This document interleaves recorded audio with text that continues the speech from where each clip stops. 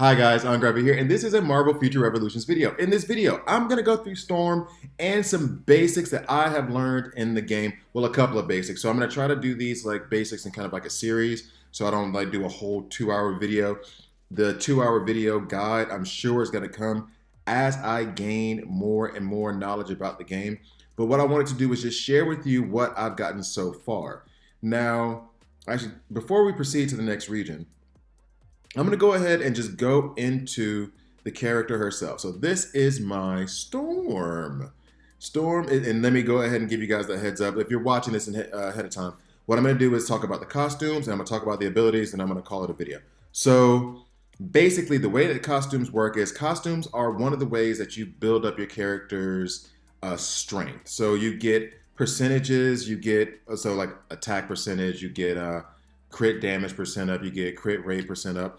And depending on the costume that you have and depending on what star level of that costume will determine what kind of other attributes you have. And every costume has different attributes. So you'll see here where it says costume attack percentage and another that's, or attack that's flat and attack percentage. Then you see down there bonus options. And then you'll also see what will happen if you get all of the 4 pieces together. So you have the headpiece or the head, you have the body, the suit itself, you have the legs, and then you have the gauntlets.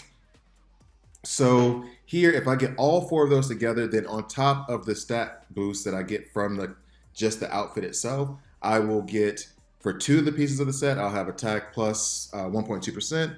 If I have 3 of the pieces, it also gives me defense pierce plus 2.4%. And then if I have all 4 pieces, I get all the stats that include Wind Rider skill level plus 1. So honestly, costumes are remarkably important in this game. Battle badges I'll go into, I guess, in another video along with cores and everything like that. But costumes are remarkably important, and building the costumes are important. Now, here's one thing that you need to keep in mind. Costumes do have different effects and are more powerful in different regions. However, one thing that I have been doing, just because Storm is the first one that I'm using and the one that I'm focusing on the most, I have basically, and I'll go back to the inventory on this just so you can see what I've been doing. I've basically been just dismantling all of the gear that I get up to level 3 star. Now, in the beginning of the game, you're going to want to probably keep more of it, just as you, so I have 1 star there. There's a couple of 3 stars. But what I've been doing is I'll get the 1-star kit, the 1-star costume, get the attributes that I want, and then crunch the others. Crunch is even the word? I think that's the word I heard Darth Microtransaction use. So that's the word that I've been using. But then I'll go ahead and I'll fuse them with the other costumes. And so then it'll go from 1 to 2 star. And then I could take the 2 stars, go ahead and put them into the other 2 star, the set 2 star, make it a 3 star. In fact, I'll show you as opposed to just like talking through it. Let's go ahead and get here to the enhanced costumes. So she'll fly over there while we talk about it. So costumes are actually very, very important in terms of boosting the abilities of your, I don't know if I should call them champions, tunes, your character. So for example, I would put this costume in, modern suit Storm, costume B, which is basically like saying the body part of it. Costume A is the head, and then C is the legs, or no, C is the gauntlets, and then D is the legs. But anyway, that doesn't matter. So here you'll see, if I register this to be enhanced, what the enhancements will be. I'll get a boost in crit damage. I'll get a boost in crit damage. Oh, 2 boosts in crit damage because she has 2 crit damage stats here. Another boost in crit rate, and then another boost in crit damage. Wow, that's a boss. So that'll become a 6-star piece. So register that to enhance. Now here's the other issue. You have these things here that you need, like the unstable and stable convergium. The unstable and stable particles that need to be here in order to actually be able to boost the costume itself. But on top of all that, in order for me to boost this 5-star suit, I need 5-star other pieces. It doesn't have to necessarily be just like 5-star suits. It can be a 5-star headpiece, 5-star boots, whatever. But I need 5 more of those pieces, and then that'll become 6-star. So what you can do is basically take like the 1-star pieces, combine them into 2-star pieces, take the 2-star pieces, combine them into 3-star pieces, 4-star. If you ever play Raid Shadow Legends, and that's how you do when you feed champions into each other to get 1 up to 6-star, that's exactly the way this system works when it comes down to costumes. So Costumes are remarkably important. I don't have a 6-star. And actually, one thing that I did, which I'm not necessarily going to recommend that you do, because this is a result of me being impatient, was I went to. That's the other thing about this game, too. There's a lot of stuff. Oh, no, it's not even in this section. So I went to the store. Here, you can draw for costumes. It's 200 for like one draw, and then you get like 1,800. You get 10 draws or whatever. And so then you'll get costume pieces. What is this one? Hydra Empire Storm. There's a region costume. The region costume is going to be more powerful in that region. Midgard. Some of these costumes are cool. Anyway, I did spend the gems to draw, and I ended up getting a 5-star piece. The 5-star piece that's on her right now is one I got. But I've also drawn. It's got like a couple 3s. Nothing great. But you do pick up a lot as you play through the game. So, costumes remarkably important. If you ask me, in my opinion, if you're going to focus on one character at a time, like for right now, I'm really, really, really just focused on her. I'm basically dismantling everything that I find that is up to 3-star. If it's 3-star, I dismantle it, and then I use those resources in order to kind of improve Storm. Now, one thing that I do realize now that I've made a mistake in, and I'm glad I'm thinking of it or talking through it right now, is that what I should have done is I should have fed these costumes into each other a little bit more to boost them up, and then maybe that would have helped me progress a little bit better. So be careful of that. As you come here to this, save your 1-stars, feed them into each other, make them 2-stars, save your 2-stars, feed them into each other, make them 3-stars, and just like you would do in Raid Shadow Legends. That is a mistake that I made, and one that you should not make. So, in any case, now we'll move on to the skills. So, and as I said, I'm learning this game too. Like I've only been playing it for, maybe a couple weeks, 10 days, something like that. So as we go to the hero, maybe even less, we go to skills. Now in the skills, here's the thing that I was thinking, and I don't know, and I'm sure there's a way. So this is probably just me being dramatic, but I feel as though picking Storm, picking Spider-Man, picking Captain Marvel, picking Iron Man, those were better for me just because when you get into these big boss fights and you're running low on health, I can run away and still cause damage, still shoot whatever lightning, wind, or whatever I want to at the boss, still cause damage despite the fact that I am backtracking. I don't see how that really, with Captain America, I guess he could throw a shield, and Captain America is the next hero I'm going to do anyway, so we'll see as that goes. But I really don't know how you would do that in terms of having to deal with huge waves, huge crowds. So right now what I'm going to do, because I haven't even done this yet myself, is I'm going to go through her quote unquote kit and then decide what I want to do. But a large part of it is me thinking that I'm going to have to deal with waves. So atmosphere control, frozen sphere. Class, Deep Freeze, cooldown 9.1 seconds, required stamina 14. Knocks down when the enemy lands, stacks chill when the skill lands. Decreases the movement speed and dodge rate by 30% for 7 seconds upon reaching max stack count. Freezes for 4 seconds upon reaching max stack count. So guard break is high, so it'll break through guard. Throws an ice sphere towards the enemy to deal 137% chill damage, freezes the area, then causes an explosion. That's cool. And also it levels up the skills. So you level up the skills. So like basically what this was doing beforehand, just to give you an idea, when it was just frozen sphere and not electric explosion, it was decreases. Oh wait, do I want to change this now? So that was the previous skill. This is me evolving the skill right in front of you as I'm learning about it. Oh no, going back to it. Now I don't know. All right, so do I want electric explosion or do I want frozen sphere? So electric explosion uses 17. It decreases the attack by 25% for 7 seconds upon reaching max stat count. Not a good chance of it breaking through guard, but throws a lightning sphere that deals 267% shock damage, an electric current that deals damage over time while being created at the explosion site. Now here's the thing. This is the strange thing, or at least for me that I'm saying now. I always made the assumption that the skills themselves just kind of go along the same thing. Like if it was freeze, then it'll be freeze, and it's just like the stats will boost up as it goes along. This is a different ability than what it was before.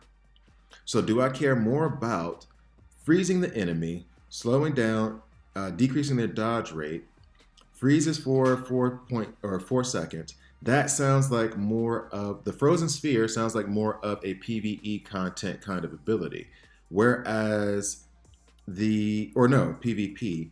Whereas the throws lightning deals 267% damage and electric current that deals damage over time. Well, maybe that would be good for PvP too. Mm, mm. I'm genuinely wondering what I should do right now. Should I have electric explosion or should I have frozen sphere? They both seem like great abilities. I think what I want to do is decrease the attack.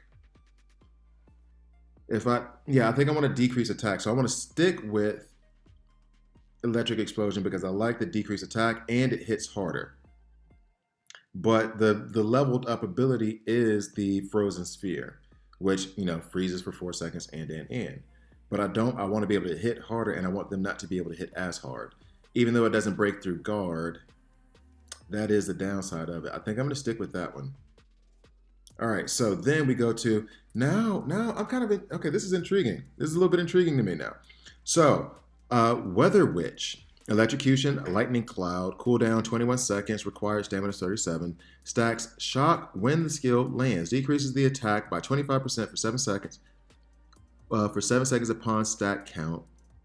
So this does, and it does 910% shock damage.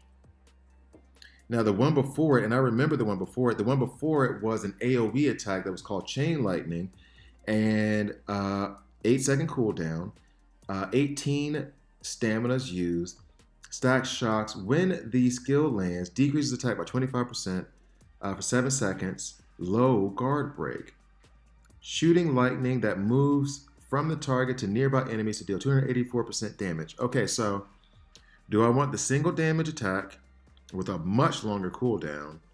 Or do I want to have that hits way harder? Or do I want the AoE attack that doesn't hit as hard? They both have the 25% for 7 seconds. I think I'm going to stick with a single attack because the one I did before accidentally touched something there. I think I'm going to stick with the single attack for Weather Witch because the one I did before is an AoE attack. And it's an AoE attack regardless of. But man, that's a pretty cool ability. Okay, there we go. Now, Wind Rider. Wind Rider, and let me go ahead because I can move this up to the next ability too. Wind Rider, the Polar Easterlize or the Micro Burst. So, this one knocks back when the skill lands, low guard break. Summons a strong wind in front of herself, deal 304% damage, and stuns enemies continuously while pushing them away. With Micro Burst, levitates for 4.5 seconds when the skill lands. High guard break, controls the air pressure in the area to send enemies into the air when the duration is over. Okay, so I clearly want Micro Burst. That one isn't even close. And this is where I kind of feel like I'm not, that I'm missing something on this one because the skills seem to improve as you level them up. But with atmosphere control, I took the second level as opposed to the first. Maybe the guard break is that important? Maybe freezing and holding them off. Honestly, maybe I'll just remove that ability because there are other abilities down here that you can take. So that's why I'm kind of going. She has a large kit. As opposed to the other games that I play. So this one is Icicle Crash. It's an Icicle Spear. It Deep Freeze. I love this ability, by the way. Cooldown 10 seconds, stamina 21, stacks chill when the skill lands, decreases the movement, speed, dodge rate by 30%, 7 seconds upon reaching the stack. Freezes. Okay, so this does what this one was claiming to do here, but when this one has a high guard break with Icicle Crash, also has a high guard break with 309% damage. So I'm going to stick with Icicle Crash. Lightning Attack. Medium guard break. Has a 15-second cooldown. Requires stamina 17. Decreases attack by 25%. 7 seconds upon reaching. Creates a cloud that strikes lightning on the enemy's location. The cloud follows the enemy and striking to deal 207% damage. Okay, that seems okay. Now this one here, this one I do not have and have not used. Well, I mean I have, but I haven't used it. So, Atmokinesis. 45-second cooldown. Increases the stamina recovery by 28.96% for 10 seconds. Stacks shock when the skill lands. Decreases attack by 7%. Calls lightning to herself to recover stamina. The lightning also reaches nearby enemies to deal one. That's a pretty good like kind of support skill when she supports herself, but like that's a pretty good like recovery skill. Mm. She recovers stamina so she can keep going at it. Now, does it also says, but it does not. It does not reduce the cooldown of other abilities. Okay, so this one, pressure manipulation, knocks back when the skill lands. Creates 3 tornadoes in front and to deal 188% damage and pushes the enemy back when attacked. Nope. I'm gonna stick with the one I got. Deep freeze. Stacks chill when the skill lands, decreases the movement and dodge rate by 30%, freezes enemy for 4 seconds, drops hailstones on the enemy location continuously to deal 628% chill damage. I think I want that one to be in the place of atmospheric control. Because this one, the thing that I was hesitant on is because it was 137% damage, it freezes for 7 seconds, AoE attack. This one is low guard break. It is an AoE attack. I think this is the ability that I want now. Yeah, I think this is the ability that I want to go with. So change skill. Now let me go back and make sure that I look at the right one so I don't mix up the icons. So it is atmospheric control. I want to remove atmospheric control and put in deep freeze. All right, so atmospheric control, which one are you? Yeah, change. All right, change that skill. What? Change that skill. First time I changed the skill. And then we'll go into the basic attack, which is just decreases attack by 25%, shock shooting lightning from the tips of the fingers to deal 143% shock damage. And the Eye of the Storm, this is the one that's like the ultimate skill. All of them have an ultimate skill. This builds up over the battle, and then it just, drops pain. So this one, decreases attack by 25% for 7 seconds upon reaching the max stack. Guard break high, cannot guard. Conjures snow, rain, and thunder in a large area to deal 1,787% damage. Now, I'm happy with these skills. This is Storm's whole kit. Sorry if this was a little bit jittery because I'm going through this stuff kind of definitely for the first time. I was just working through the missions. This is my first time touching her kit. I am inclined to make her more like the reason why I took this ability up here is because single target 910% damage. I'm thinking about bosses in that scenario. However, a lot of this game is fighting huge waves. And so a lot of the abilities I took were more like crowd control abilities. So I want to have a little bit of stuff here that I can go ahead and enhance, but I won't get into all of that now. But that is how I'm working the skills for Storm. That is me explaining the actual costumes themselves and the importance of how you manage them. Sorry, this was a little bit jittery. Like it feels like there's so much in this game. Now, at the same time, when I first started Raid Shadow Legends, when I first started DC Legends, it all feels like a lot coming down on you, and there is a lot of stuff to learn. So there is a lot to learn from this game, a lot I have to learn in this game. But the way that it looks to me, the way that I have it structured, we can go ahead and go into a battle while I like just kind of ramble on for a second. The way that it feels to me, it is, there's an autoplay mode that makes this so much easier. Like the autoplay mode in this game makes things so much simpler that you can like have things just run. And sometimes you have to take over manually so that you can actually like get through a boss or something. But for the most part, you can run it on auto, watch it. There's a lot of dialogue. I don't know. Maybe you guys read all that stuff. I do not. And maybe one day I'll go through and read it. But right now I'm just trying to get through it as fast as possible. But and I'm still like, I'm like halfway through the PVE content. But in any case, let me go ahead and skip that too. The way that this game works is that you can do auto, and so you see these massive waves of things that I'm going to have to fight soon enough. We're trying to look for something right now. Um, I feel as though having AoE attacks is remarkably helpful in these situations as you see her going at it. And maybe I'll end on a on her massive AoE attack, her ultimate attack. So I'll just let this like chill and let her fight.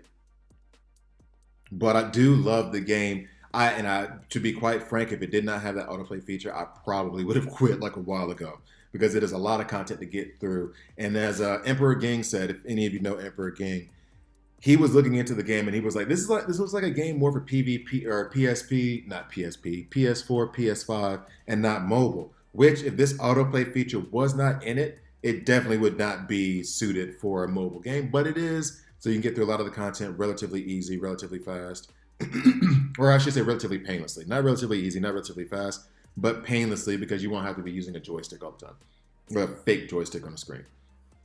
So the thing that I would say is that it is really, really helpful to have these AoE attacks because look at the waves that I'm having to deal with now. So when it has Captain America, it has Black Widow. I can't remember the other like kind of hand to hand. Well, I mean, maybe Star-Lord is more along the lines of distance fighters, but having these AoE attacks to get through the waves seems like a must to me. But once I finish the PvE content here, I'm going to go back and do it with Captain America, and maybe I'll be wrong. But we'll end it on this note. Thank you guys for watching. I drop DC Legends videos every Monday, Wednesday, Friday. Raid Shadow Legends videos every Tuesday, Thursday, Saturday. And I'm finding a place for Marvel Future Revolution, so stay tuned. These videos are going to be coming out soon and often, hopefully. So thank you guys for watching all the way through. Please like, please subscribe. And if you don't like it, hit subscribe and hit dislike. I'm okay with that as well. And I'll see you next time.